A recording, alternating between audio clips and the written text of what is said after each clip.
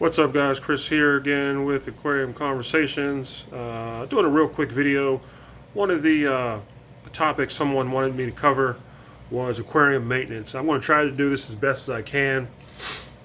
Talk about essentially what I do and maybe how it works for me. Some common things that I'm sure the majority of us do in the hobby. And as I'm looking at my 65-gallon tank and kind of what I want to do. But just a real quick video, just kind of touching on the things that I feel that are important with doing aquarium maintenance, as far as water changes and looking at the filters and what do I use, all that kind of good stuff. So I'll flip the camera around here and we'll take a look at. All right, so here's a look at my 65-gallon. I want to do an update on this tank, believe it or not. I haven't done one in a while because a couple things have changed. But as you guys see, I got the Python running in there. I want to turn it on in a second. I highly, it's probably maybe, the unsung hero of the aquarium hobby, the Python. Those of you out there who are still using buckets and pots and pans, I would say definitely go ahead and invest in one. It's going to save you a lot of time, back pain, and just makes the job a lot easier and a lot more efficient. So what I'm going to do with this 65-gallon, I'm going to try and do this in stages. Obviously the water draining part, that's self-explanatory, right? But I'm going to take a sponge and try to clean off the sides of the glass. And what I want to do is try and get as much dirt and debris from the tank into the water column so that I'm sucking out all the dirt and debris and then replacing it with clean water. I am going to kind of look at the filters I have here, maybe clean those out, and I'll show you how I do that. So just kind of hang tight. I'm going to turn the water on, get the vacuum started, and start cleaning this thing out, okay? Hang tight. Okay, so the siphon is started, and if you guys notice, I'm running two siphons. Why am I running two siphons? Because I do have some water running into the bucket. And what I'm going to use that for is when I clean out the sponges in my filter, okay? You don't want to clean those out in tap water. There's beneficial bacteria in there that you want to keep. You want to keep that colony alive, so when you do rinse out your sponges, and maybe once a month, not every time you do a water change. Again, depending on your stocking and your bio load and all that kind of stuff. What do I mean by stocking? Obviously the amount of fish you have in here. What do I mean by bio load? How often you feed and how often they poop. Okay, so kind of keep that in mind. I'm going to probably do this internal filter here, and we'll rinse it out in the tank water down there, okay? Okay, so as you guys can see, I've really got things stirred up. I've wiped down the side panels, put it to the front panel, cleaned off the outtake there with a filter because a lot of gunk and grime gets built up there. One thing I think that goes unmentioned is your equipment. Obviously these things need water to essentially run and sustain themselves. So normally when I'm to about 25% or 30% where I'm at right now, I'll turn everything off but the lights.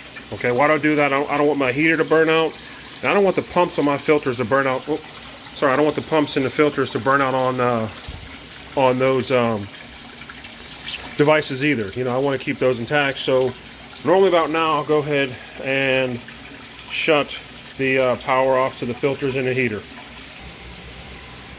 Okay, now I don't know if you guys can see this, but here's that filter cartridge from that internal filter. I'm going to try and do this one-handed. It may or may not work, but needless to say, this thing needs cleaned out. And not everybody's filter works the same way, so I'm not doing this as a tutorial of how to clean all filters or anything like that, but essentially there's sponges in here. Hang on one second, guys. Here we go. There's sponges in here. Whatever kind of internal filter you have, or hang on the back, or whatever the case may be, you want to clean out those sponges in your tank water. Okay, you don't want to kill that colony of beneficial bacteria that essentially are keeping your tank cycled. I need another hand. Hang on. There we go. And you guys can see the water turning brown. You can see all the gunk can build up on here, and all that kind of stuff. And you want to clean all that gunk and detritus and all that stuff off those sponges in this water, okay? So just keep that in mind when you're doing water changes and use time to clean out your filters. Clean them out in tank water. So those look pretty good. I'll do a couple more shakes here, and then I'll just get those back on the pump, and then we'll look at the filters that are in the hang on the back, okay? Another thing, and this is kind of, you know, I'm going above and beyond here for you guys. Another thing you might want to do is now is probably a good time, you know, check the impellers on your filters. You know, if you can get in here and make sure, you know, none of the arms are missing or anything like that, making sure everything's still working. Another thing you can do to help flow is maybe run some water through here to get all that gunk and all that kind of stuff out. That'll really help increase flow too. And then one of the things that's probably the hardest thing to kind of show on camera is, you know, just some simple gravel vacuum. You know, trying to get up as much dirt and detritus and stuff like that, uneaten food, waste, all that kind of stuff. Again, I'm trying to do this with one hand. And like I said, for the sake of the video, I'm kind of going above and beyond. I'm now probably like at a 85% water change. I wouldn't normally do that, maybe 50. And like I said, I'm just kind of doing a little bit of extra just to kind of show you guys, you know, not everything, but I guess just some things you can do to kind of help you be successful and have your, you know, water changes. But I'll do some gravel vacuuming and stuff like that. So that's kind of how that works. That's another cool reason why this Python is such a cool device. So what I'll start doing now, like I said, I'm probably, you know, damn near 90%. I'm going to start filling it back up, okay?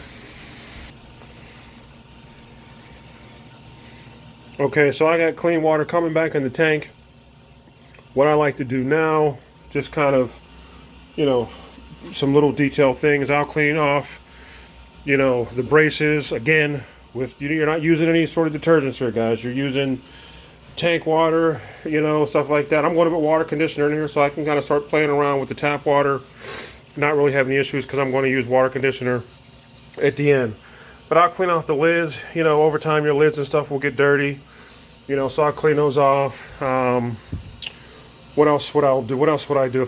Now's a good time if I, you know, want to move some things around, rocks or decorations or whatever the case may be. I'll do that now. Now is also a good time that if I had a sick fish or something like that and wanted to rehome him or her, I would do that now, or even adding new fish in. You know, I've had success introducing new fish to an already established tank. I think a good time to do it is during a water change. So, like I said, I'm just doing little things as the tank fills back up, trying to, you know, get it as clean as I can. And I'll be back here in a second. We'll talk about water conditioner. Okay, so I'm about, you know, I got about another 10%, 20% left. One thing I'll do, I'll use some Windex, you know, and clean off the front panel there. That water level there, you know, now I can pretty much go ahead and turn on the heater and turn on the two pumps, okay? Okay, so while the pumps are cycling through and all the water is getting ready to start moving around here, I still got maybe another couple gallons left to fill it up. I'll go ahead and put in my water conditioner. You know, I'm not going to get into any sort of debates on what's the best water conditioner. I would just say if you got water conditioner, use it. Follow the directions on the back. Yes, there's some good ones, there's some better ones, but it's needed in the hobby. So I'm just going to leave it at that. Follow the directions on the back and use the recommended dosage, but use the water conditioner. Alright guys, just waiting on this last little bit. You know, don't freak out if you see stuff floating in the water column. You know, you're not going to clean everything. You're not going to get everything. Someone asked me how often I do water changes. I'll do, you know, 30%, 50% water change weekly. You know, this extensive? No. I was just kind of showing you guys just some things to do, you know, wherever you're at in the water change. If it's you know, like I said, a weekly, I'll maybe drain the tank down to here, you know, 25%. I'm sorry, maybe to about like right here, maybe 25%. throw some water conditioner in there and call it a day. You know, a cleaning like this, maybe once every 2 months. You know, sponges and impellers and all that kind of stuff. Yeah, maybe once every 2 months, but weekly, yeah, I'd take a little bit of water out, put a little water back in. Another thing, before I forget, you know, don't overflow your tanks. Okay, so just about button this one up. About a 10-minute video for you guys. Hopefully this helped.